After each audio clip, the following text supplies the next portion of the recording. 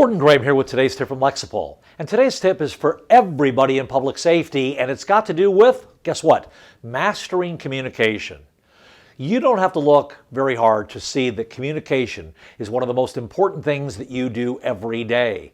It's nearly impossible to be around someone without communicating with them in some way. Words, behaviors, body language, we are always expressing something about ourselves to those around us. And the difference between good and bad communication often boils down to one thing: attitude. Mastering our attitude is one of the most important steps in mastering communication. Think about some of the interactions you've had with people. What made some interactions positive and others negative?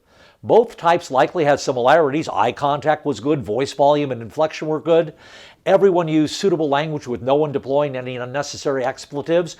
Even though interactions involve sound communication components, attitude likely made the difference between a good and bad interaction. If you have the wrong attitude while interacting with someone, it's going to definitely show. And none of us are above having the wrong attitude during communication. There have been many times when I interacted with people while I had the wrong attitude. Sometimes I was distracted, sometimes I was tired, sometimes I was getting worked up on the last event I was involved in, sometimes I wasn't paying attention, other times I was in a rush, I got to get this done now.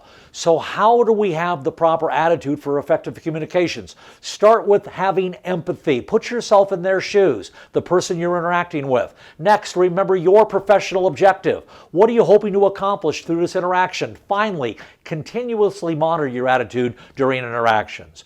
Remember, you always have the power to choose your attitude, and if you can master your attitude, you've taken care of one of the most critical steps in mastering communication. And that is today's tip from Lexipol. Gordon Graham, signing off.